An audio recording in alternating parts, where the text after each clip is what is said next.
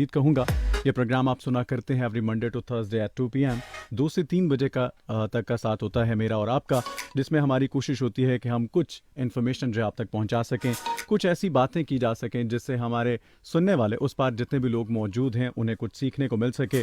और कहीं ना कहीं कुछ ऐसी हर्डल्स होती हैं, कुछ ऐसी परेशानियां होती हैं, कुछ दुश्वारियां होती हैं जिन्हें दूर करने के लिए हमारी कोशिश होती है कि हम अपने प्रोग्राम में किसी ना किसी मेहमान को बुलाया करते हैं ताकि वो तमाम तर मसाइल जो हैं उनको दूर किया जा सके और उनके हल के लिए कुछ ना कुछ किया जा सके। बहुत अहम इस चीज़ को भी समझा जाता है कि उन मसाइल के हल से पहले उनकी वजूहात जो है उसको उस पे नज़रसानी की जा सके, उसको जाना जा सके, उसको परखा जा सके कि उन मसाइल की असल वजह क्या होती है, ताकि उस वजह तक जब इंसान पहुंच जाता है तो मसाइल का हल खुद ब खुद मिलना शुरू हो जाता है। सो जी आज भी हाजिर हैं एक नए टॉपिक के साथ। प्रोग्राम में शामिल होने के लिए आप हमें मैसेज करेंगे, कॉल करेंगे। 0334 19 66 66 ये नंबर है, यानी 0334196666। हमें मैसेज कर सकते हैं, आप कॉल कर सकते हैं। हमसे जो भी सवाल पूछेंगे उनके जवाब आप तक ज़रूर पहुंचेंगे। और इसके अलावा आप ज्वाइन कर सकते हैं मुझे इस वक्त हमारे फेसबुक ऑफिशियल पेज पे प्रोग्रेसिव पाकिस्तान लिख के सर्च कीजिए और वहाँ ना सिर्फ आप सुन सकते हैं बल्कि देख भी सकते हैं। और वहाँ भी आपके जो भी सवालात होंगे उन्हें ज़रूर प्रोग्राम में शामिल किया जाएगा।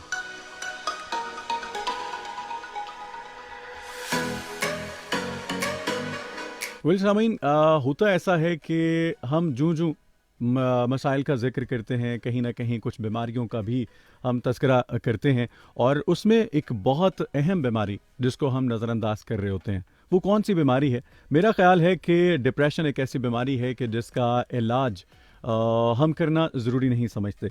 इसकी वजह को जानने की ज़रूरत नहीं पड़ती शायद। लगता है कि ये कोई बीमारी है ही नहीं। स्ट्रेस जो है ये लेने से आपकी दिमागी जो हालत है वो कितनी मुतासिर होती है, ये तमाम तर ऐसी चीज़ें हैं जिनको समझना, जिनको परखना आपके लिए बहुत अहम है, बहुत ज़रूरी है। क्योंकि ये ऐसे मसाइल हैं कि जो आपको बहुत बड़ी बीमारियों की तरफ लेके जाते हैं, बहुत बड़े मसाइल की तरफ लेके जाते हैं। आज मेरी कोशिश है कि हम इसी पे बात करें और स्ट्रेस के हवाले से हम बात करेंगे। हमारी कोशिश होगी डिप्रेशन के हवाले से हम बात करें। दिमागी सेहत जो है इसको किस तरह से बेहतर रखा जा सकता है और किस तरह से उन तमाम तर मसाइल से दूर रहा जाए। आज इस पे बात करने के लिए मुझे ज्वाइन किया है शाज़ीन कमर। आप मेरे साथ मौजूद हैं और आप एक साइकोलॉजिस्ट हैं, आप क्लिनिक रन कर रही हैं। आपसे बात होती है और आपसे जानने की हम कोशिश करते हैं कि इन तमाम तर मसाइल से कैसे दूर रहा जाए और कैसे बचा जाए। सबसे पहले मैं वेलकम करता हूँ आपको, बहुत शुक्रिया आप प्रोग्राम में तशरीफ़ लाइन। Thank you. अस्सलाम वालेकुम। वालेकुम अस्सलाम। मुझे सबसे पहले तो ये बताइए कि एक जो चीज़, एक कन्फ्यूजन जो है वो अक्सर क्रिएट होती है, साइकोलॉजिस्ट और साइकाट्रिस्ट में फ़र्क क्या है? सबसे पहले इस चीज़ को थोड़ा डिफ़ाइन कीजिए, उसके बाद फिर हम आते हैं जो ये इश्यूज़ हैं, कुछ डिप्रेशन जो है इसके हवाले से जो मसाइल हैं उसका हमें सामना क्यों होता है, इस तरफ हम फिर आते हैं। ठीक है, सबसे पहले मैं ये क्लियर कर दूँ, साइकोलॉजिस्ट और साइकेट्रिस्ट दोनों जो डील करते हैं वो मेंटल हेल्थ इश्यूज़ के साथ ही डील करते हैं। ठीक है। लेकिन जो फ़र्क शुरू होता है वो होता है इनकी एजुकेशन से। जो साइकोलॉजिस्ट हैं वो पहले बैचलर्स डिग्री लेते हैं, जैसे BS ऑनर्स साइकोलॉजी में करते हैं। उसके बाद वो परसू करते हैं फर्दर, लाइक स्पेशलाइजेशन वो किस में करेंगे, क्लिनिकल में करेंगे, या वो करते हैं कुछ स्कूल साइकोलॉजिस्ट होते हैं लाइक एजुकेशनल साइकोलॉजिस्ट, वो आगे डिफरेंट ब्रांचेज आ जाती हैं। जो क्लिनिकल साइकोलॉजिस्ट हैं वो मेंटल हेल्थ इश्यूज, स्पेसिफिक जो इश्यूज आ जाते हैं, डिप्रेशन, स्ट्रेस, इनको पेशेंट्स के साथ क्लिनिकल सेटिंग्स में जाते हैं। ठीक है। और जो साथ साइकेट्रिस्ट की बात हम कर रहे हैं वो होते हैं मेडिकल डिग्रीज लेते हैं, जैसे MBBS डॉक्टर्स हैं, उसके बाद FCPS होता है, उनकी स्पेसिफिक डिग्री हो जाती है, वो मेडिसिन के साथ ही डील करते हैं। जो साइकोलॉजिकल इश्यूज आ जाते हैं, सपोज किसी को लग रहा है कि वो सैड है, सैडनेस डिप्रेशन नहीं है, स्ट्रेस डिप्रेशन नहीं है, हाँ, लेकिन स्ट्रेस जो है उसकी वजह से डिप्रेशन हो सकता है। ये सारी चीज़ें एक दूसरे से इंटरलिंक्ड होती हैं। और अगर किसी को लगता है कि उसे ज़रूरत है काउंसलिंग की, साइकोलॉजिस्ट की या साइकेट्रिस्ट की, उसका पहले फ़र्क समझना ज़रूरी है। अगर वो साइकोलॉजिस्ट के पास जाते हैं तो साइकोलॉजिस्ट पेन वही है, ठीक है, इन्वायरमेंट वही है, हम्म। फैक्टर्स वही हैं, कंट्रीब्यूटर्स वही हैं, लेकिन साइकोलॉजिस्ट हेल्प आउट करता है साइकोथेरेपी के यूज़ से, ग्रिप उस पर्सन की लेके आता है, उससे लर्निंग उसकी इम्प्रूव हो जाती है, उस पेन के साथ डील करने की, ठीक है। कूप अप करने की। साइकेट्रिस्ट हैं, वो एक्सपर्ट होते हैं मेडिसिन में, वो बता देते हैं आपको ये प्रॉब्लम है, उसकी मेडिसिन दी जाती है और वो मेडिसिन के साथ ही डील होती है। चलिए ये थोड़ा बताइएगा कि सबसे पहले डायग्नोज जो कौन कर पाता है, साइकोलॉजिस्ट या साइकाइट्रिस्ट, किसके लिए आसान होता है? दोनों के लिए ही आसान है, दोनों ही डायग्नोज कर लेते हैं। अच्छा, मेंटल हेल्थ इश्यूज जो हैं ये इनका कोई ना कोई तो इसमें फ़र्क तो ज़रूर होगा कि इसकी शिद्दत में फ़र्क की अगर हम बात कर लें कि किस शिद्दत पे हो तो साइकोलॉजिस्ट के पास जाना चाहिए और किस वे में हमें जो है वो साइकाइट्रिस्ट के पास जाना चाहिए? अच्छा, जो सीवियर इश्यूज हैं जैसे मेजर डिप्रेसिव डिसऑर्डर है, शिज़ोफ्रेनिया है, फिजिकल सिम्टम्स जो कि कंट्रोलेबल नहीं हैं। ठीक है। आप देखें, अगर हॉस्पिटल्स में जाकर देखें, कुछ को तो चेन्स के साथ बांधा जाता है, हम्म। उनके लिए मेडिसिन बहुत ज़रूरी ठीक है। है। कुछ होते हैं ड्रग एडिक्ट्स जिनको एडिक्शन होती है और वो छोड़ना भी चाह रहे हैं, उनके लिए भी मेडिसिन बहुत ज़रूरी है, क्योंकि उनके ब्रेन के जो न्यूरोट्रांसमीटर्स हैं वो चेंज हो चुके होते हैं। वो फिर एक पर्सन है कि वो बात ही नहीं कर पा रहा, उसका फिजिकल सिम्टम है कि वो बेहोश ही रहता है डिप्रेशन की वजह से या सीवियर डिप्रेशन की वजह से, तो वो मेडिसिन के बगैर ठीक नहीं हो सकता। ठीक है। लेकिन जिसकी लेस सीवियर है, जो उसे लग रहा है कि थोड़ी बहुत सैडनेस है या उसे डिफ़िकल्टी हो रही है डेली लाइफ की रूटीन्स में, उसका जो साइकोलॉजिस्ट के साथ अगर वो इनिशियल लेवल पे आ जाता है, उस कंपनसेट हो जाती हैं चीज़ें, वो क्लियर आउट हो जाती हैं। लेस सीवियर से सीवियर की तरफ जाने से पहले ही अगर वो आ जाता है साइकोलॉजिस्ट के पास, तो उसे मेडिसिन नहीं खानी पड़ेगी। लेकिन अगर वो बैठा रहता है, जैसे आपने बात की कि डिप्रेशन को लोग समझते ही नहीं है बीमारी, क्योंकि बिल्कुल। उन्हें आदत हो जाती है सैडनेस के साथ रहने की। उनको लगता है कि ये रूटीन है, नॉर्मल लाइफ है, ये तो रहनी है ऐसे, वो यूज़ टू हो चुके होते हैं। लेकिन वो आहिस्ता आहिस्ता आगे ही जा रही होती है, जैसे फिर उनको नींद नहीं आती, नींद की मेडिसिन लेना शुरू हो जाते हैं। डेट्स मीन कि वो इसकी शिद्दत जो है वो ज़्यादा होती जा रही है, फिर वो ठीक है। मेडिसिन के बगैर नहीं ठीक हो पाते। तो इससे डिप्रेशन से बचा कैसे जा सकता है और कौन सी ऐसी चीज़ें हैं जो वजह बनती हैं कि जो आपको डिप्रेशन की तरफ ले जाती हैं? अच्छा, अगर हम बात करें कि थॉट्स की बात करें, थॉट्स ही हैं जो हमें हर चीज़ की तरफ लेके जाते बिल्कुल हैं। सही। हम इन चीज़ों को निकाल तो सकते नहीं, हमारा रिस्पॉन्स करने का जो तरीका है वो हमें चाहता है। एक है वर्ड, एक लफ्ज़ है, वर्ड्स हैव पावर। अगर हम बात करें, वो हमारी ज़िंदगी फ़ौरन पूरी की पूरी बदल सकता है। आई कैन,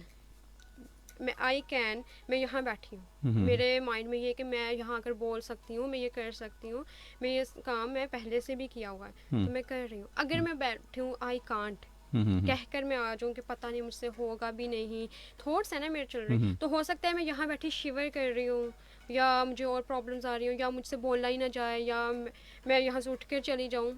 तो एक ही चीज़ है ना, आई कैन आई कैंट, ये बिल्कुल सही। चीज़ें बदल सकती हैं हमारी लाइफ को। तो रिस्पॉन्स हमने कैसे करना है? अगर आई कांट आ भी गया है कि पता नहीं वहाँ जाके क्या हो जाएगा, उसको मैं आगे से कैसे रिस्पॉन्स करूँ? पॉजिटिव रिस्पॉन्स अगर मैं करती हूँ, जब होगा कुछ देखा जाएगा, ज़्यादा से ज़्यादा क्या हो जाएगा, रिस्पॉन्ड करने का वे। अगर मैं उस चीज़ को लेके बैठ जाती हूँ, ओवर थिंकिंग करने लग जाती हूँ, तो वो चीज़ आगे से आगे जाती जाएगी।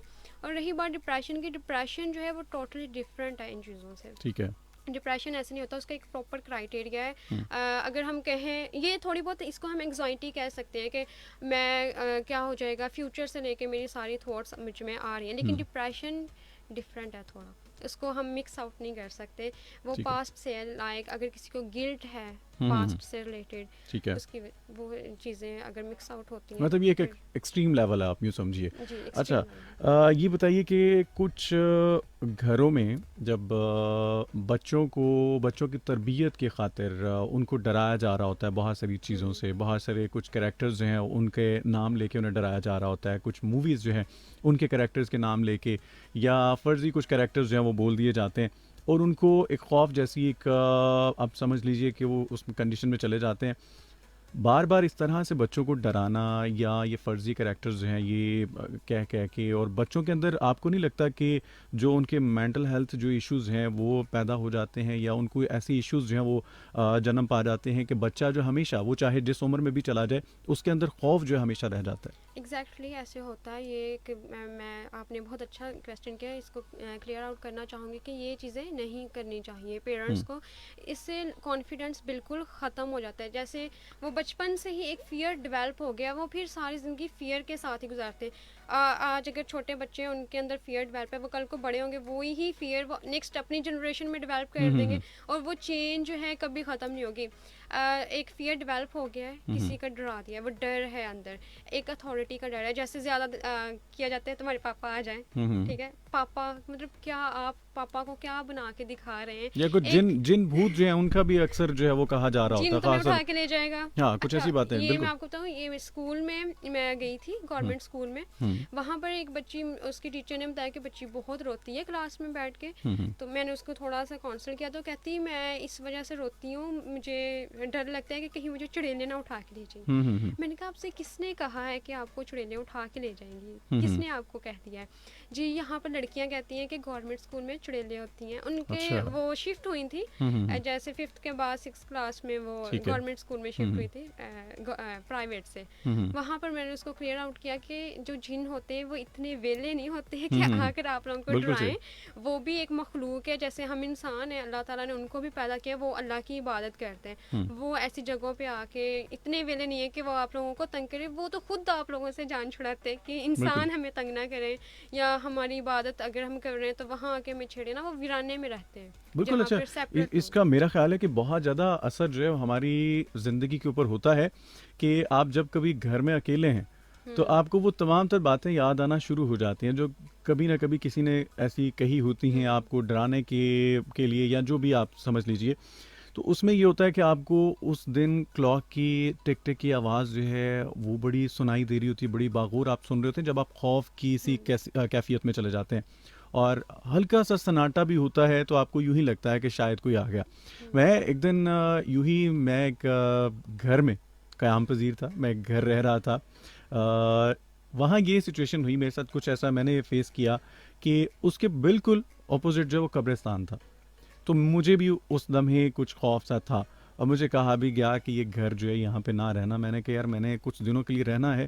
तो रात के वक्त क्या हुआ कि हवा चली तेज़ और सामने चूंकि वो कब्रिस्तान से कुछ पत्ते जो हैं वो उड़ के छत के अंदर से ना कुछ एयर वेंटिलेशन के लिए जगह छोड़ी हुई थी और वो गहरे सहन में आके अब वो जो आवाज़ थी आप बिलीव करें कि मैं उसको भी सुन पाया और मुझे यूं लग रहा था कि शायद बाहर कोई घूम रहा है। मुझ में इतनी हिम्मत नहीं हो रही थी कि मैं दरवाज़ा खोलूं, मैं जाके देख लूं। अच्छा वो जो रोशनदान सा था मैंने उसमें से झांकने की कोशिश की, जब बाहर देखा कोई भी नहीं है। फिर मैं बड़े दिलेरी से मैंने दरवाज़ा खोला और बाहर जाके देखा तो वो चंद पत्ते थे और हवा चल रही थी।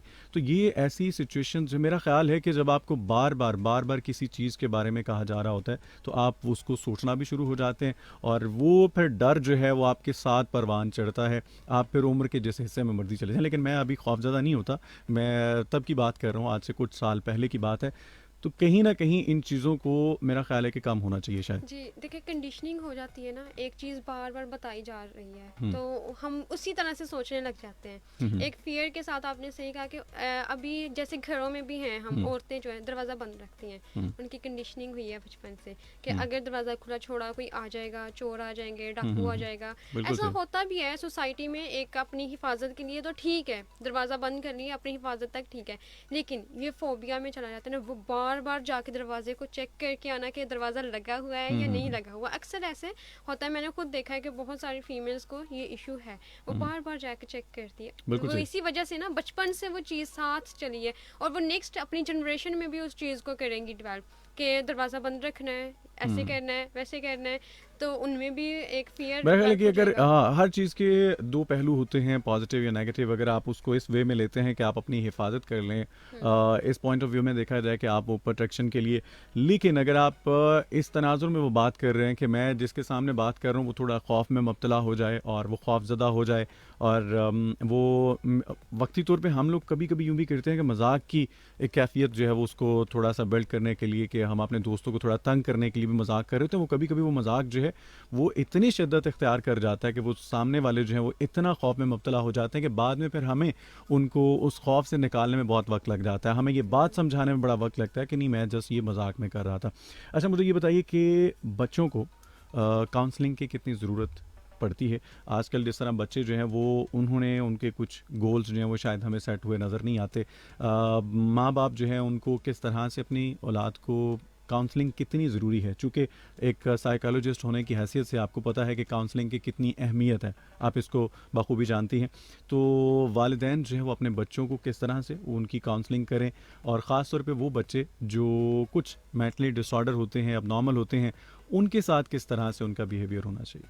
अच्छा, अगर छोटे बच्चों की बात करें, जैसे 2 साल का बच्चा है, 3 साल का बच्चा, उसे तो काउंसलिंग की समझ नहीं आएगी ना। हुँ, तो वहाँ पर आती है पेरेंट्स की काउंसलिंग। ठीक उनको है। बताया जाता है कि आप लोगों ने इनको किस तरह से डील करना है। जैसे जो छोटे बच्चे, उनकी टॉयलेट ट्रेनिंग स्टार्ट हो जाती है 1.5 साल से या 2 साल के बच्चे की। हुँ, हुँ, वहाँ पर अगर तो हम गांव की औरतों की बात करें, हुँ, हुँ, तो वो अगर बच्चे बार बार वॉशरूम जाता है तो वो रख के थप्पड़ मारती हैं बिल्कुल कि ऐसे ही। क्या तुमने जान को अजाब डाला हुआ। हुँ, या हुँ, कुछ अगर हम बात करें थोड़ी एलीट क्लास की औरतों की, वो हुँ, हुँ, उनके पैम्पर नहीं उतारती। हुँ, हुँ, ये दोनों चीज़ें इंतहाई ख़तरनाक हैं ठीक है। बच्चों के लिए। ये दोनों चीज़ें बच्चों की जो मेंटल हेल्थ है बर्बाद कर देती हैं। यहाँ से गिल्ट फीलिंग उनकी आती है कि शायद अगर वो वॉशरूम जा रहे हैं तो कोई गलत काम कर रहे हैं। हुँ, हुँ, गिल्ट फीलिंग आ जाती है और वो सारी ज़िंदगी इस इनसिक्योरिटी के साथ गुजारते हैं। बिल्कुल सही। फिर जो दूसरे बच्चे जिनका पैम्पर ही नहीं उतारा जाता, चेंज ही नहीं किया जाता, हुँ, वो मैसी भी बैठे हैं, या उनको है वो रो रहे हैं कि हम, मतलब टाइट फीलिंग आ जाती है ना कि हुँ, क्या हुँ, सारा दिन एक बंधे हुए कैदी की तरह हैं हुँ, हम हुँ, लोग। हुँ, बिल्कुल सही। तो फिर वो जब बड़े होते हैं, वो चीज़ उनके साथ डेवलप होती है, वो हर चीज़ ऑर्डर में रहे, और इनकी ये टेबल पे थोड़ी सी चीज़ें बिखरी हैं, इनके लिए इरिटेशन है ये। हुँ, हुँ, हुँ, इरिटेशन होगी, फिर वो हर लाइफ के जहाँ पर भी जाएंगे, अगर उनको वो चीज़ ऑर्डर में नहीं मिलेगी, या साफ़ सुथराई जो है उसका वो बड़ा ख्याल फिर रखते हैं। बिल्कुल बेड सही। पर अगर उठते हैं, बेड शीट पे एक भी सिलवट है तो उनके लिए वो बहुत अज़ाब बड़ा बन जाता मसला है, है, बिल्कुल ऐसे ही। अज़ाब है। हुँ, हुँ, वो फिर जैसे जैसे इनकी प्रोफेशनल लाइफ भी डिस्टर्ब होती है इन हुँ, चीज़ों हुँ, से। अगर मेंटली रिटार्टेड बच्चों की बात करें, हुँ, तो उनका इनके लिए तो फिर मेडिकेशंस होती है, साइकेट्रिस्ट उनको बेटर बताते हैं कि ठीक है। उनके फिर क्या क्या इश्यूज है। उसके अलावा स्कूल्स हैं, स्पेशल हुँ, एजुकेशन स्कूल्स, वहाँ पर साइकोलॉजिस्ट होते हैं, उनकी टीचर्स होती हैं। उनके देखते हैं कि इस बच्चे की क्या कैपेसिटी है, इसका क्या मेंटल लेवल है, हुँ, आईक्यू हुँ, लेवल कितना है, उसके अकॉर्डिंग उनका सिलेबस होता है। कुछ हुँ, बच्चों को वो एक्टिविटीज़ सिखा देते हैं। ठीक है। जैसे मैंने लड़कियों का देखा था, यहाँ पर अमीन टाउन में है ना हमारा हुँ, हुँ, स्पेशल एजुकेशन सेंटर। ठीक है। बच्चियों को बड़ा अच्छा सिखा रहे होते थे। हुँ, हुँ, नेकलेस वगैरह वो बनाती थी, सारी एक्टिविटीज़ वो उनको करवाते थे। बिल्कुल। फिर वो चीज़ें कंपनसेट हो जाती हैं। बिल्कुल, वो अगर मेंटली जो बिल्कुल उस तरह से सेहतयाब तो ना हो सकें, मगर कुछ एक्टिविटीज़ में उनका ध्यान बढ़ जाता है और वो काफ़ी अच्छा वक्त उनका गुजर रहा होता है उस समय। जी। अच्छा, ये बताइए कि काउंसलिंग से वाकई इलाज जो मुमकिन हो जाता है? कि बहुत ज़्यादा ऐसे पेशेंट्स होते हैं कि जिनको देख के लगता है कि शायद हमें इनसे काफ़ी नुकसान जो पहुंचा सकते हैं हमें। बहुत सारे ऐसे लोग होते हैं इर्द गिर्द सोसाइटी में ऐसा, और यहाँ हमें लगता है कि जो बेचारा अब नॉर्मल है या जो ऐसे मसाइल का जिसको सामना है, वो ज़ाहिरी हमें नुकसान ज़रूर पहुंचा देगा। और ख़ास तौर पे एक मेरा और सवाल है कि जिन लोगों में एंगर इश्यूज़ होते हैं, वो उनकी जो दिमागी हालत है उस पे कितना असर पड़ता है उन तमाम चीज़ों का, और उनको किस तरह से काउंसलिंग से इस चीज़ से बाहर निकाला जाए? अच्छा, आपने 2 सवाल किए, एक हुँ, हुँ, एंगर का किया है और हुँ, एक हुँ, काउंसलिंग का। जी, अच्छा, आपने बड़ा अच्छा सवाल किया, काउंसलिंग से इलाज हो जाता है। हुँ, हमारी जो नेचर है ना, वो है हमें इंस्टेंट सेटिस्फेक्शन चाहिए। ठीक है। लोग आते हैं, हमें एक ऐसी गोली दे दें जिससे हुँ, हमारे सारे थॉट्स ख़त्म हो जाएं, हुँ, हुँ, बस हमें सुकून मिल जाए। चाहिए। अच्छा, सारी थॉट्स ख़त्म हो जाएं, ये भी तो एक थॉट है ना। हुँ, हुँ, अभी तुमने कुछ नहीं सोचना, ये भी तो एक थॉट है ना। तो ये थॉट्स ख़त्म करना नामुमकिन है, पहले तो लोगों को ये समझना बड़ा ज़रूरी है। वही बात आ जाती है कि आपने रिस्पॉन्स कैसे करना है। फिर कहते हैं कि साइकोलॉजिस्ट जो है वो बातों से कैसे इलाज कर लेंगे, काउंसलिंग से कैसे इलाज हो जाएगा। बातें तो हम अपने दोस्तों से भी कर सकते हैं, हुँ, रिश्तेदारों से भी कर सकते हैं, लेकिन जो साइकोलॉजिस्ट हैं वो एक्सपर्ट हैं, क्वालिफाइड हैं, हुँ, हुँ, एक्सपीरियंस्ड हैं। हम अपने दोस्तों से बात करते हैं, हमें जो प्रॉब्लम है हो सकता है वो हमारे दोस्त के साथ ना हुई हो, और हो सकता है अगर हुई हो तो उसकी ज़्यादा मिजरेबल कंडीशन हो, हुँ, हुँ, तो वो उस बेस पर ही हमें आगे से मशवरा देगा। सही है। ठीक है। लेकिन जो साइकोलॉजिस्ट हैं वो बाइसनेस नहीं लेके आते, वो आपको जज नहीं करते। जब वो हम्म आपको काउंसिल करते हैं वो आपकी बात सुनते हैं हम्म और दोनों मिलके कोलैबोरेटिवली उस चीज़ पे काम करते हैं, काउंसलर भी और क्लाइंट भी। वो अपने गोल्स सेट करते हैं और स्टेप बाय स्टेप चीज़ों को लेकर चलते हैं। एक प्रॉब्लम है उसके स्टेप्स बना लेते हैं। जैसे स्टेयर्स पे हम चढ़ते हैं, हम्म, एक ही छलांग में तो नहीं जाएंगे ना, बिल्कुल हड्डियाँ सही। टूटेंगी। हम्म तो स्टेप बाय स्टेप ही हम जाते हैं और वो प्रॉब्लम रिजॉल्व करने की कोशिश की जाती है। मोस्टली 80 to 90% जो है वो चीज़ें कवर अप हो जाती हैं, because psychologist are also human beings. वो हम्म भी इंसान है और चीज़ों को टाइम लगता है सेटलमेंट। जो चीज़ें इतनी ख़राब हुई होती हैं आहिस्ता आहिस्ता उनको भी टाइम लगता है। एंगर की अगर बात करें, एंगर मैनेजमेंट टेक्निक्स भी यूज़ की जाती हैं, उसको भी काउंसलिंग करके काफ़ी हद तक कंपनसेट किया जा सकता है। लेकिन आपने कहा कि उनके क्या इश्यूज़ आते हैं, ऑब्वियसली उनकी प्रोफेशनल लाइफ पे इश्यूज़ आते हैं, फिर पर्सनल लाइफ पे भी इश्यूज़ आते हैं और मेंटल हेल्थ भी फिर ख़राब होती है। क्योंकि अब एंगर है, एक बंदे हम्म को गुस्सा आ गया, वो इरिटेट होके कोई गलत सा जवाब दे दे, कुछ गलत स्टेप ले ले गुस्से में, उसके बाद में वो सोचे कि मैंने ये क्यों किया, हम्म, गिल्ट आ गया। बिल्कुल पहले सही। तो जोश में आके बोल दिया सारा कुछ, बाद में हम्म, सोचा मैंने मेरे से ये क्या हो गया, बिल्कुल सही। गिल्ट भी आ गया। हम्म फिर ऑब्वियसली वो डिप्रेशन की तरफ ही जाएगा कि और मैंने ये कैसे किया। तो सबसे बेहतरीन तरीका ये है इन सब चीज़ों से बचने का कि जो हो गया सो हो गया, उसको सही कैसे करना है उसके ऊपर फोकस किया जाए और बिल्कुल सही। चीज़ों को स्टेप बाय स्टेप लेके चलें। एक प्रॉब्लम आ गई है, उसको ठीक कैसे करना है ठीक होगा। उसके उसके ऊपर काम किया जाए। बिल्कुल सही हो गया। अच्छा जी, आप सुन रहे हैं जनाब प्रोग्रेसिव पाकिस्तान, मुझे कहते हैं आतिफ खान। प्रोग्राम में शामिल होने के लिए आप मैसेज कर रहे हैं, कॉल कर रहे हैं 0334 19 66 9 66 पे, और साथ ही साथ आप हमें ज्वाइन कर रहे हैं फेसबुक ऑफिशियल पेज पे, प्रोग्रेसिव पाकिस्तान लिख के सर्च कीजिए और वहाँ भी जो भी आपके सवाल होंगे उन्हें ज़रूर शामिल किया जाएगा। हमारे साथ मौजूद हैं शाज़ीन कमर, आप एक साइकोलॉजिस्ट हैं, और हमारी कोशिश है कि हम मेंटल हेल्थ इश्यूज़ जो भी हैं उनको आज डिस्कस करें। बहुत सारी ऐसी चीज़ें होती हैं जिन्हें हम नज़रअंदाज कर रहे होते हैं, जो बाद में हमारे लिए बहुत ज़्यादा मसाइल का बायस बनते हैं। और ख़ास तौर पे आप जो भी फ़ैसला करते हैं, जो भी काम करना चाहते हैं, उसमें आपके दिमाग का बहुत अहम रोल होता है, बहुत अहम किरदार होता है। लेकिन हमें इन चीज़ों को उस वक्त एहसास होता है कि जब हम कोई अच्छा फ़ैसला नहीं कर पाते, और ये कब मुमकिन होता है कि जब हम अपने दिमाग का इस्तेमाल नहीं कर रहे होते। और इस्तेमाल कैसे किया जाए या क्या इश्यूज़ हैं उनको पहले हम दूर कर लें, ताकि हम जो भी फ़ैसला करना चाहें उस पर साबित कदम रह सकें। कभी कभी यूँ होता है कि हम एक ऐसी कन्फ्यूजन रहती है जो भी फ़ैसला कर लेते हैं कि क्या ये मेरा फ़ैसला दुरुस्त है या नहीं, मुझे ये करना चाहिए या नहीं। ऐसी ही एक सोच से जब हम गुजरते चले जाते हैं तो हम किसी नतीजे पे नहीं पहुंच पाते। और ये ऐसी चीज़ है कि आपको, आप जो गलत सोच रहे होते हैं, जो आपकी गलत सोच होती है, उसकी पावर बढ़ना शुरू हो जाती है, मुझे ऐसा लगता है। मैं ऐसा मानता हूं कि जब आप नेगेटिव जो भी सोचना शुरू करते हैं, क्योंकि आप नेगेटिव ज़्यादा अगर सोच रहे हैं, आपकी अगर जो सोच है वो 70% उसमें नेगेटिविटी शामिल है, तो मेरा ख्याल है कि आपके साथ वही कुछ होगा। लॉ ऑफ अट्रैक्शन भी यही कहता है कि आप जिस चीज़ की तरफ ज़्यादा ध्यान देते हैं, आप जो चीज़ ज़्यादा सोचते हैं, फिर आपके साथ वही होता है। कभी कभी आपको लगता होगा, कभी कभी आपने देखा होगा कि जब आप ऑफिस के लिए निकल रहे हैं और आपको लगता है कि आज तो मैं लेट हो ही जाऊंगा, तो मुझे ऐसा लगता है कि उस दिन हम ज़रूर लेट हो जाते हैं। कभी कभी आपको लगता है कि आज मैं नाश्ता नहीं कर पाऊंगा, तो कोई ऐसा काम आपके साथ आन पड़ता है कि आपको वो करना पड़ता है और आप नाश्ता नहीं कर पाते। सो ये तो एग्जांपल्स हैं। आप अपनी जो रोज़मर्रा की ज़िंदगी है उसके ऊपर अगर आप नज़र दौड़ाएंगे तो आपको इल्म होगा कि वाकई में बहुत सारी ऐसी चीज़ें असरअंदाज हो रही होती हैं। वो अलग बात है कि हम उन्हें नज़रअंदाज करते चले जा रहे होते हैं, और जब बड़े मसाइल का सामना हमें करना पड़ता है तब हमें एहसास होता है, रियलाइज़ होता है, लेकिन तब तक बहुत देर हो चुकी होती है। अच्छा, ये बताइएगा शाज़िन कि बहुत दफ़ा ऐसा होता है कि वहम जो है, वहम की सी कैफ़ियत जो है वो रहती है कि ऐसा हो जाएगा, मुझे ऐसा हो गया है। ये एक ऐसी कंडीशन होती है, और इससे बाहर कैसे निकला जाए? बहुत सारे लोग जो हैं वो वाक़ई में अपने काम नहीं अंजाम दे पाते, और इसी जो अबहाम की सी कैफ़ियत है उसमें से निकलना उनके लिए बहुत मुश्किल हो जाता है। अच्छा, ये हमारी इनसिक्योरिटीज़ होती हैं हुँ, जो हमारे अंदर पल रही होती हैं। हम कोई भी काम शुरू करें तो हम पहले जो वर्स्ट कॉन्सिक्वेंसेस हैं उनकी तरफ देखते हैं हुँ, कि कहीं ऐसे ना हो जाए, वैसे ना हो जाए। ये सारी चीज़ें हमारे माइंड में आती रहती हैं। अब ये चीज़ें जो हैं वो एविडेंस बेस नहीं है। अपने आप से क्वेश्चन करें, क्या पहले मेरे साथ कभी ऐसे हुआ है? हुँ, हुँ, अगर नहीं हुआ तो फिर अब कैसे होगा? फैक्ट्स जो हैं उनके ऊपर देखें। ओपिनियंस तो हमें बहुत मिल जाते हैं कि ये चीज़ ऐसे ख़राब हो जाएगी, ये हमारा ओपिनियन है, हम्म, हुई तो नहीं है ना ख़राब, ना बिल्कुल सही। कभी हुई है, पहले भी नहीं हम्म, हुई, तो अब कैसे होगी, या अब ये किसी और के साथ होती देखी है। अच्छा, मैं अगर यहाँ पे एक एग्जांपल कोट करूँ, मेरा एक क्लाइंट था, हम्म, वो कहता, उसने मुझे सिर्फ ये बोला है कि मैम जब मैं जाता हूँ सफ़र करता हूँ तो मुझे हम्म, वॉमिटिंग्स आती है और मैं बेहोश हो जाता हूँ। ठीक है। अब मैं वहाँ से उसे लेके गई हूँ, मैंने कहा अच्छा तुम्हें कहीं ये तो नहीं लगता कि मैं गाड़ी में बैठूंगा तो मेरा एक्सीडेंट हो जाएगा? जी मुझे लगता है। अच्छा, एक्सीडेंट हो जाएगा तो फिर क्या हो जाएगा? मुझे इंजरी हो जाएगी, फिर क्या हो जाएगा?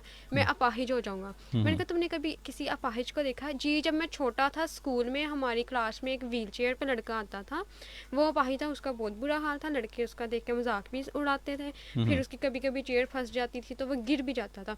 अब वो उसका फियर था, उसे था कि कहीं ये मेरे साथ ऐसा ना हो हम्म, जाए। मैंने कहा अब आज तक तुम्हारे साथ ऐसा हुआ तो नहीं है, हम्म, तुम्हारा ये ओपिनियन है, फैक्ट के ऊपर बात करो। अगर आज तक ऐसा नहीं हुआ तो डेट्स मीन के इन फ्यूचर भी नहीं होगा। ठीक है।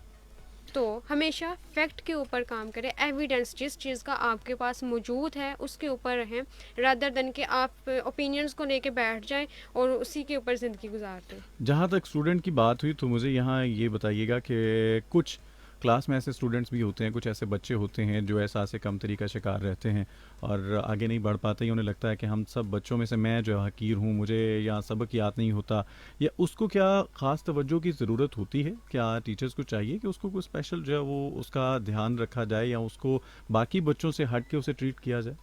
जी, यहाँ पर थोड़ा सा होता है एक्टिविटीज़ चेंज करने का। हम्म, एक कुछ बच्चे होते हैं वो ज़्यादा क्लेवर होते हैं, हम्म, साथ ही चीज़ों को पिक कर लेते हैं। आईक्यू लेवल ऑब्वियसली सबका डिफरेंट होता है। कुछ बच्चे होते हैं वो थोड़े से दबी हुई पर्सनालिटीज़ होती हैं, वही बचपन से ही आ जाता है, जैसे आपने कहा कि वो फियर उनके अंदर डेवलप है, हम्म, वो किसी से बात नहीं कर पा रहे होते हैं, हम्म, वो खामोश तबीयत के होते हैं, उनको लगता है सबक याद नहीं होता, या उनको लगेगा कि अगर मैं सबक सुनाने लगूंगा तो भूल ना मुझे जाए, इस हम्म, वजह से वो चुप करके एक साइड पे लग के बैठे रहते हैं।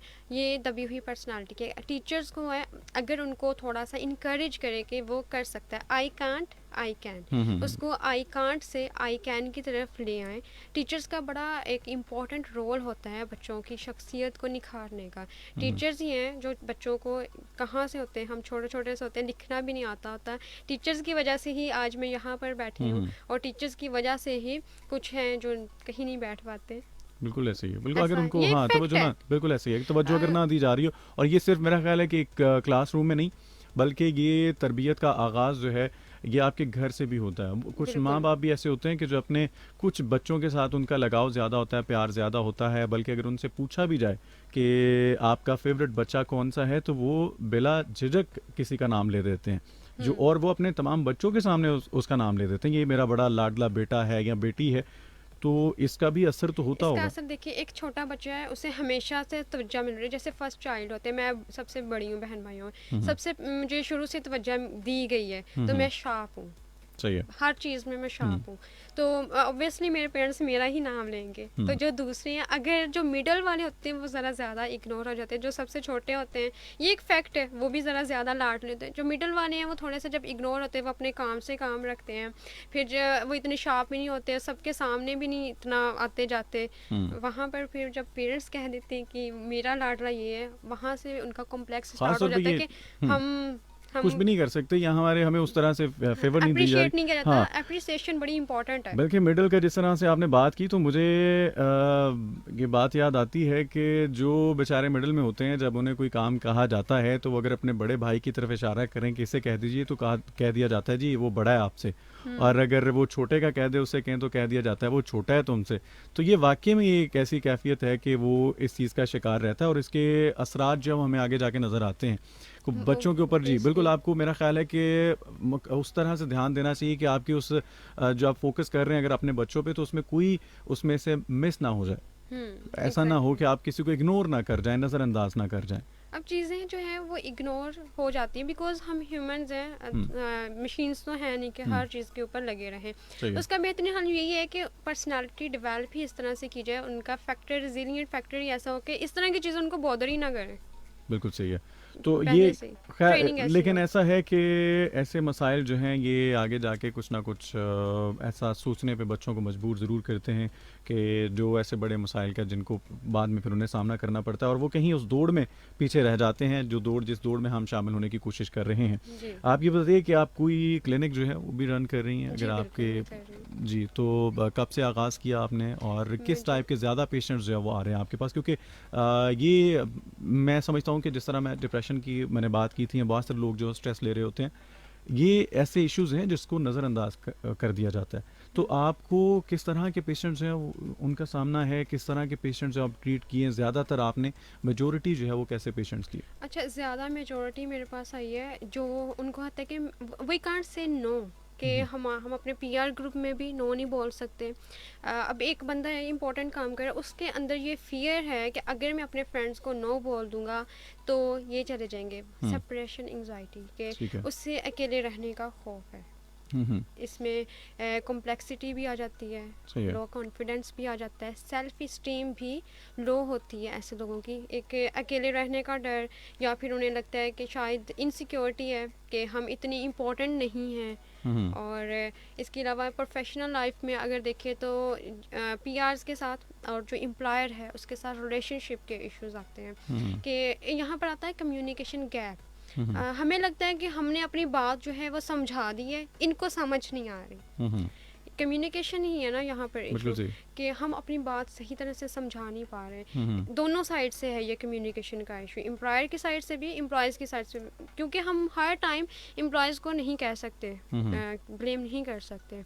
इसके अलावा पैनिक अटैक्स, अब जो ठीक है। पैनिक अटैक्स आते हैं वो भी बचपन से ही यही फोबिया है कि वो ऐसे हो जाएगा, हम्म, जीन उठा के ले जाएगा, हम्म, फिर वो जाके पैनिक अटैक्स में कन्वर्ट हो जाते हैं। ठीक है। और वो पैनिक अटैक्स कुछ लोगों को बहुत सीवियर आते हैं, उनको तो फिर मेडिसिन के बगैर ट्रीट नहीं किया जा सकता। मेरे पास लेकिन जो आया वो पहले मेडिकेशन लेने के बाद आया था। तो किस तरह से आपने फिर उसे ट्रीट किया? आया कि वो उस उससे फेज़ में से निकल पाया? हाँ जी, हाँ निकल आया है कैसे, उसने। किस तरह से आपने ट्रीट अच्छा, किया? उसका इशू जो था जहाँ से मैंने स्टार्ट किया वो बिल्कुल चाइल्डहुड से ही था, हम्म, पेरेंट्स थोड़े अब्यूजिव थे, वहाँ से उसका स्टार्ट था। एक आहिस्ता आहिस्ता फिर मैं उसको लेकर आई हूँ, हम्म, और अब वो काफ़ी बेटर है, यानी चीज़ों को आपको ये स्टेप बाय लगता है स्टेप। कि ऐसे बच्चों से बढ़ के उनके जो पेरेंट्स हैं उनकी काउंसलिंग जो है वो बहुत ज़रूरी है। जी तो अगर उनकी काउंसलिंग होना शुरू हो जाए तो ऐसे बच्चे जो हैं वो फिर उनको ऐसे मसाइल का सामना ना करना पड़े। तो इसका मतलब तो ये है कि जिस तरह कहा जाता है बच्चे कौम का मुस्तकबिल है, तो हम अपना मुस्तकबिल तो अपने हाथों से ख़राब कर रहे हैं। बिल्कुल ऐसे ही है। देखिए, बच्चा जब पैदा होता है उसका दिमाग बिल्कुल खाली स्लेट की तरह, उसके ऊपर आप जो चाहो वो लिख दो, हम्म, फिर वही चीज़ आगे से आगे जाती है। अगर हम एग्जांपल लगाएं प्लांट्स की, हम पौधे लगाते हैं, दरख्त है, उसको लगा के छोड़ दें, वो कैसे अपनी मर्जी से इर्द गिर्द फैल जाएगा, झाड़ियाँ की तरह लग जाएगा। हम्म, लेकिन अगर उसको प्रॉपर एक काट छांट करते रहें तो वो बड़ा खूबसूरत बन जाता है। तो हर एक चीज़ का डेवलपमेंट है ना इसमें, कि हम हम्म। उसको किस तरह से डेवलप करना चाहते हैं, हम उसको वैसे कर सकते अच्छा, हैं। ये जिस तरह के उनके ऊपर ये तो जो आप एक पैनिक सिचुएशन जब क्रिएट की जा रही है या बच्चों को खौफ ज़दा किया जा रहा होता है डिफरेंट करेक्टर्स या डिफरेंट नामों से, चीज़ों से, इसका असर तो होता है बच्चों पे। तो आया कि क्या एंगर की वजह से भी, अब जिस तरह कुछ पेरेंट्स हैं वो हर वक्त उनका रवैया अपने बच्चों के साथ बहुत सख्त होता है। जिस तरह एक मुहिम भी चली गवर्नमेंट स्कूल्स में कि मार नहीं प्यार। हम्म। तो प्यार किसी जो है वो अगर प्यार से आप कोई बात समझा सकते हैं तो उस जैसी बात नहीं है। मार जो है ये कहीं ना कहीं ये भी बच्चों के लिए नुकसानदेह साबित होती है या उनकी मेंटल हेल्थ इश्यूज हैं उनके लिए बहुत ज़्यादा उनको मसाइल का सामना करना पड़ता है। तो आया कि इस खौफ जैसी कैफियत से हट के भी एंगर इश्यूज हैं इनका जी बच्चों के ऊपर हाँ, कितना असर होता है? ये है। इसके दो तरीके से होता है ना, एक तो बच्चे बिल्कुल दब जाते हैं, हम्म, वो बाहर ही नहीं निकल सकते, हर वक्त डर से रहते हैं। कोई ऊंची आवाज़ से भी उनके साथ बात करेगा तो वो डर जाएंगे और बिल्कुल ही खामोश और अपने खौल में बंद किस्म के वो लोग हो जाएंगे। सेकंड जो होते हैं वो एग्रेसिव हो जाते हैं, हम्म, फिर वो कुछ तो नशे की तरफ भी चले जाते हैं। ये भी बड़ा रोल है स्ट्रिक्ट पेरेंट्स जो होते हैं। हम्म, और ये पेरेंट्स की भी टाइप्स है ना, एक हम्म, पेरेंट्स होते हैं वो बच्चों को साथ मिला के फिर डिसीजंस लेते हैं, हम्म, बैठ जाते हैं, और बच्चों की इमोशंस का बड़ा ख्याल रखते सही हैं, है। कंपनसेट होते हैं। ये बड़े बच्चे अच्छे रहते हैं। दूसरे होते हैं वो थोप देते हैं तुमने तो यही करना है। हम्म, फिर वो जो बच्चे होते हैं उनमें ज़ाहिर है प्रॉब्लम्स आ जाती है। कुछ हैं वो पूछते ही नहीं है, जो मर्जी करो, उन बच्चों में भी प्रॉब्लम्स आती हैं।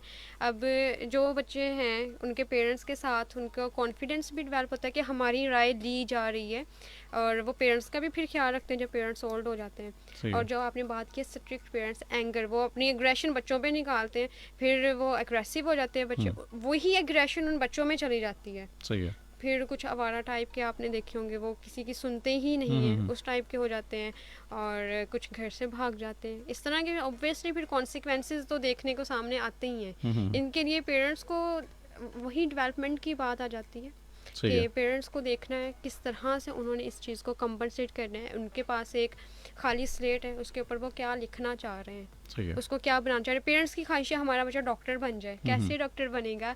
आप लोग उसको बचपन से ट्रीट करना शुरू करें, पहले उसकी कैपेबिलिटी देख लें, बिल्कुल सही। उसमें किस तरह के गुण हैं। अगर वो भी नहीं है, बचपन से ही उसको डॉक्टर्स के साथ मिलवाएं, हॉस्पिटल्स लेके चले जाएं, उनका इन्वायरमेंट उस तरह का होगा, वो चीज़ ऑटोमेटिकली उनमें डेवलप होना शुरू हो जाएगी। बिल्कुल सही। हज़रत अली फरमाते हैं कि अपने दौर का इल्म अपने बच्चों पे मुसल्लत मत करो, वो अपने दौर बिल्कुल। के लिए पैदा किए गए।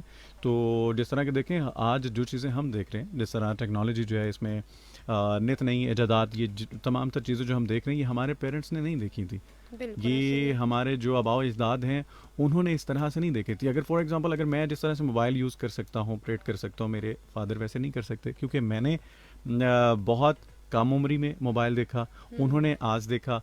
ठीक है, जी। तो ये एक कहीं ना कहीं फ़र्क रह जाता है। लेकिन इसका ये मतलब भी नहीं है कि वालिदैन जो उनका किरदार नहीं रहता, उनका जो ज़िंदगी के तजुर्बात हैं उनसे वो बहुत कुछ आपको सिखा भी सकते हैं, बहुत सारी चीज़ें होती हैं, लेकिन आप उन पे मुसल्लत मत करें। ये आपका भी ये कहना। आप सुन रहे हैं प्रोग्रेसिव पाकिस्तान। मुझे कहते हैं आतिफ खान, और प्रोग्राम में शामिल होने के लिए आप मैसेज कर रहे हैं, कॉल कर रहे हैं 0334 19 66 966 ये नंबर है, और साथ ही साथ आप प्रोग्रेसिव पाकिस्तान ऑफिशियल पेज पे भी हमारा साथ दे रहे हैं। आप तमाम का बहुत बहुत शुक्रिया। हमारे साथ मौजूद हैं शाज़ीन कमर, आप साइकोलॉजिस्ट हैं, और आज हम बात कर रहे हैं कुछ आपकी दिमागी ऐसी हालत, कुछ ऐसी कैफियत जिसको हम नज़रअंदाज कर रहे होते हैं। मेरा ख़्याल है कि उसको नज़रअंदाज किया जाना बाद में आपको बड़े मसाइल की तरफ ले जाती है। अच्छा, जिस तरह आपने कहा कि जो पेरेंट्स हैं वो जब बच्चों के साथ उनका बिहेवियर बड़ा स्ट्रिक्ट होता है, तो उसके बाद कुछ बैड रिएक्शंस जो है वो देखने को मिलते हैं। बच्चे जो हैं वो या तो फिर ये होता है कि खौफ की कैफियत में चले जाते हैं, या फिर ये होता है कि उनके अंदर से बिल्कुल वालिदैन के लिए डर ख़त्म हो जाता है। वो जिस तरह यूँ समझिए कि अगर वालिदैन एक बात करते हैं तो आगे से 10 सुनाना शुरू हो जाते हैं। इस कैफियत से उनको निकालने के लिए क्या किया जाए? उस रिलेशन को दोबारा से बिल्ड करने के लिए क्या किया जाए? बच्चों की किस तरह से काउंसलिंग की जाए कि वो ये जान पाएँ कि उनको जो भी कहा जाता रहा वो उनके फ़ायदे के लिए था, उनकी भलाई के लिए था? अच्छा, ये इसमें दो तरह की चीज़ें होती हैं। हुँ, एक हमारे पास वो पेशेंट्स आते हैं जो खुद से आते हैं, उनको अपने अंदर इश्यूज नज़र आ रहे होते हैं, वो चाहते हैं कि ये चीज़ें कवर अप हो जाए। हुँ, एक होती है जिनको लेके आते हैं घर वाले, ठीक है। जी वो तो खुद आते हैं, वो जल्दी कवर अप हो जाते हैं। जिनको कोई लेके आता है वो नहीं होते जल्दी, हुँ, हुँ। कुछ हो जाते हैं, लेकिन ज़्यादा जो केसेस हैं उसमें जो खुद आते हैं वही हो पाते हैं। इसकी वजह? इसकी रीज़न है कि उनको जो इनको लेके आते हैं ना, हुँ, उनको लगता है कि हम में तो कोई प्रॉब्लम नहीं है, जो लेके आया है उसमें है। अच्छा। ऑब्वियसली अब मुझ में कोई प्रॉब्लम है, हुँ, हुँ, हुँ, मैं खुद आ गई हूँ, हुँ, हुँ, मैं बता रही हूँ साइकोलॉजिस्ट को कि मुझे ये प्रॉब्लम है, साइकोलॉजिस्ट को समझ आ गई है, वो हुँ, मुझे हुँ, ट्रीट कर देगा। सही है। मुझे कोई लेके आया है, वो बता रहा है इसको ये प्रॉब्लम है, मैं कह रही हूँ मुझ में नहीं है, हुँ, हुँ, इससे पूछ ले, इसको नज़र आ रही है अगर मुझ में तो। ठीक है। ठीक है, अब अगर ये फ़ायदे के लिए है, अब हुँ, मुझे कोई डांट रहा है कि तुमने घर से बाहर नहीं जाना, अब मेरे लिए ये एक बड़ी प्रॉब्लमेटिक बात है कि क्यों क्यों नहीं जाना, मुझे क्यों कैद किया जा रहा है, मैंने हुँ, क्या कर दिया है। ठीक लेकिन है। अगर मुझे बताया जाए कि इस वजह से नहीं जाना, हुँ, हुँ, इसमें इतना फ़ायदा है, इतना नुकसान है, बजाय इसके कि वो शाउट करके मुझे वो बात बताई जाए, हुँ, उसको हुँ, बेनिफिट्स के साथ अगर बता दी जाए, मेरी भी समझ में जल्दी आ जाएगी बिल्कुल सही। और वो प्रॉब्लम से भी बचा जाएगा। अब जो चीज़ें ख़राब हो चुकी हैं, अब आपने कहा कि जो बच्चे एग्रेसिव हो गए उनको कैसे लाइन पे हुँ, लेके आ जाए, हुँ, ट्रैक पे लेकर आया जाए पहले ही। अब जो चीज़ें ख़राब हो गई हैं वो तो इतनी जल्दी सही नहीं नहीं होगी। होगी। ठीक है। उसमें पेरेंट्स का रोल यही होगा कि अब वो उनकी साइकी को समझें हुँ, कि हुँ, वो किस ट्रैक पे जा रहे हैं, वहाँ पर अब उनको स्ट्रिक्ट हो के कुछ नहीं मिलने वाला। वो ऑब्वियसली समझ आते हैं पेरेंट्स भी, तो जो वो चाह रहे होते हैं थोड़ा सा खुद भी फ्लेक्सिबल हो के उनकी नीड्स को समझते हुए रिवार्ड सिस्टम के साथ उस चीज़ को कंपनसेट करने की कोशिश की जाती है फिर ठीक हो गया। कि तुम ये करोगे तो तुम्हें ये चीज़ मिल जाएगी। बिल्कुल That's सही it. हो गया। वेल हमारे साथ मोहम्मद मुस्तफ़ा एजाज साहब मौजूद हैं और आपने बेस्ट विशेस और प्रोग्राम के लिए बहुत शुक्रिया, थैंक यू वेरी मच। और आप कहते हैं जी कि thanks for appreciation to madam for sharing valuable information for general Thank you. public। Thank you very much जी, बहुत शुक्रिया। और सजल आते हुए हमारे साथ बहुत शुक्रिया। आपको भी प्रोग्राम अच्छा लग रहा है, प्रोग्राम पसंद कर रही हैं, बहुत शुक्रिया। हमारे साथ सहर हैं, सहर आपका भी बहुत बहुत शुक्रिया, थैंक यू वेरी मच। आप का सवाल है जी कि अ,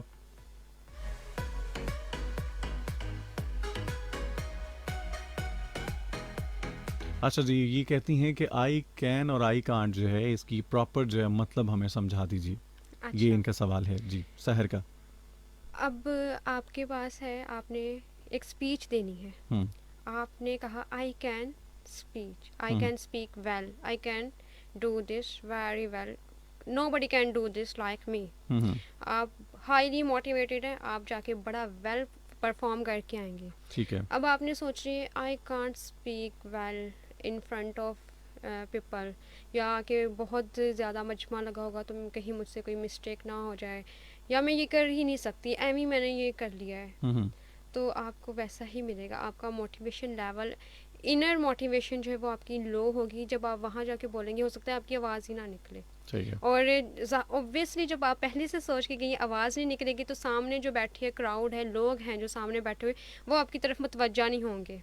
बिल्कुल सही। आप उनकी कंट्रोल नहीं कर सकेंगे, वो आपस में बातें करते रहेंगे। फिर यहाँ से आपको प्रॉब्लम आएगी कि मैं देखा मैं अच्छी नहीं कर सकी, इस वजह से लोगों ने मेरी बात भी नहीं सुनी। हुँ, हुँ, या आप कहेंगे कि लोगों ने तो मुझे सुना ही नहीं है, शायद मेरे में वो एनर्जी नहीं थी, मैं ये कर ही नहीं सकती, और उसके बाद वो आप छोड़ देंगी, वो दोबारा आप कभी नहीं करेंगी।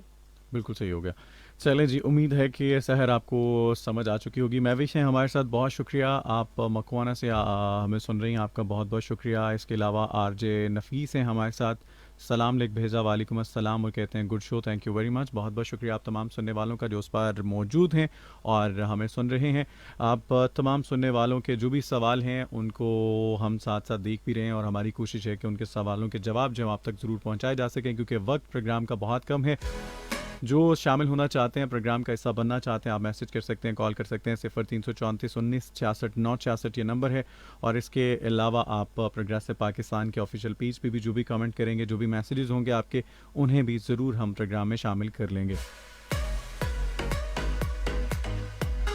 अच्छा, ये बताइए कि आपने जिस तरह बताया कि साइकोलॉजिस्ट जो हैं वो काउंसलिंग से काफ़ी हद तक जो पेशेंट को ट्रीट करते हैं, और साइकाट्रिस्ट जो हैं वो मेडिसिन का सहारा लेते हैं।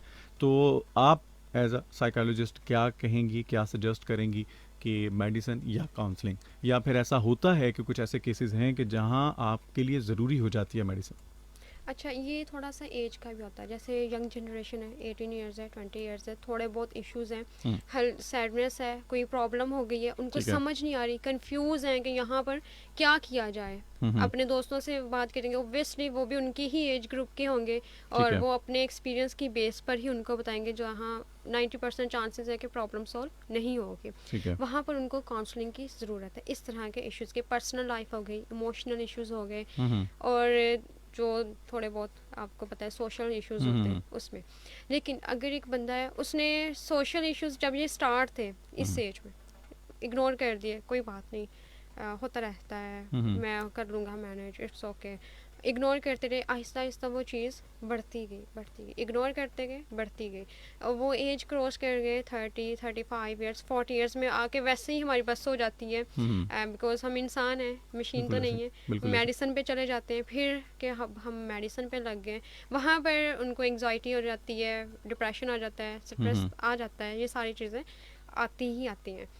अब अगर तो जो सिम्टम्स हैं वो इतनी सीवियर हैं कि वो हमें पता चल जाता है उनको, फिर भी मेरा जो मशवरा है कि पहले साइकोलॉजिस्ट से कंसल्ट कर ले। साइकोलॉजिस्ट को देख के पता चल जाता है कि इस पर्सन को मेडिसिन के बगैर नहीं आएगा। फिर ठीक है। साथ में थेरेपी भी चलती है, साइकोथेरेपी, और साथ में उनकी मेडिकेशन भी चलती है। बिल्कुल ठीक। फिर मेडिकेशन और साइकोथेरेपी से कंपनसेशन हो जाती है। मेडिकेशन का एक टाइम पीरियड होता है, कुछ वीक्स उनको दी जाती है रिलैक्सेशन के लिए, कि जो उनका दिमाग इतना चल रहा है थोड़ा सा रिलैक्स हो जाए, ताकि जो बात की जाए वो समझ आ सके। वहाँ बिल्कुल पर सही। फिर कुछ उससे ज़्यादा सीवियर आ जाते हैं जिनको हम बातों से ठीक कर ही नहीं सकते, बात तो वो सुन ही नहीं सकते। हम्म। फिर उनको मेडिसिन ही दी जाती है। बिल्कुल जब वो थोड़ा मेडिसिन से कवर अप हो जाते हैं, एंड पे 2-3 महीने उनको लगते हैं, फिर एंड पे उनकी काउंसलिंग या साइकोथेरेपी की जाती है। बिल्कुल ठीक हो गया। प्रोग्राम का चूँकि वक्त जो है वो ख़त्म हो रहा है, कुछ वक्त हमारे पास बाकी है, तो जाते जाते तमाम सुनने वालों के लिए कोई ऐसा मैसेज, कोई ऐसी इन्फॉर्मेशन जो अभी भी आपको लगता है कि कुछ ऐसी बातें जो उन तक पहुंचाना ज़रूरी है। अच्छा, सबको मैं यही कहना चाहूँगी, जो प्रॉब्लम्स लाइफ का हिस्सा है, आती रहती है। स्ट्रेस जो है वो भी एक लाइफ का हिस्सा है। स्ट्रेस आना ही आना है। अगर हमें हम्म। स्ट्रेस नहीं होगा तो हम अपनी डेडलाइंस मीट नहीं कर पाते। ठीक है। लेकिन उसको अपने सर पे सवार करके बैठने की ज़रूरत नहीं है। आपको स्ट्रेस है, इट्स ओके, कोई बात नहीं, हो जाता है। पॉजिटिवली उसको लें, उसको रिस्पॉन्ड पॉजिटिवली करें। अगर आप एक नेगेटिव बात करेंगे वो चेन बन जाएगी, वो हम्म। ब्रेक नहीं होगी। एक मंकी माइंड हो जाता है ना, जैसे एक बंदर है, उसने उछल उछल के एक जगह से दूसरी जगह जंप करते ही जाना है। लेकिन अगर आप पॉजिटिवली उसको रिस्पॉन्ड कर लेंगे, कोई बात नहीं, मैं इसको मैनेज कर सकती हूँ या कर सकता हूँ, वहाँ पर उस नेगेटिव चेन को ब्रेक लग जाएगी, और आप उस पर, आपका जो ब्लैंकनेस है, माइंड ब्लैंक हो रहा है, वो काम करना शुरू हो जाएगा। फोकस आपका इम्प्रूव हो जाएगा, उस चीज़ को सॉल्व करने में फोकस करके आप बड़ा हेल्प आउट होगी आपके उस चीज़ को कवर अप करने में। बहुत बहुत शुक्रिया, थैंक यू वेरी मच। उम्मीद करता हूँ कि उस पार जितने भी लोग थे उन्हें बहुत कुछ सीखने को मिला होगा आज के हमारे इस प्रोग्राम से। ऐसे कुछ सेशंस, ऐसे कुछ प्रोग्राम्स आपके लिए लाते रहेंगे, और जो भी इन्फॉर्मेशन अभी बाकी रह गई हैं, जो आपकी कन्फ्यूजन्स हैं, जो आपके सवालात हैं, वो आप हमें भेज सकते हैं। आपके सवालों के जवाब आप तक ज़रूर पहुँचा दिए जाएंगे। प्रोग्राम का वक्त ख़त्म हुआ चाहता है, इंशाल्लाह अब आपसे मुलाकात होगी सैटरडे को वायरल आवर में 9 से 11 मेरे प्रोग्राम में। तब तक के लिए बहुत सा ख्याल रखिएगा। आतिफ खान को इजाज़त दीजिए। टेक केयर, अल्लाह हाफिज़।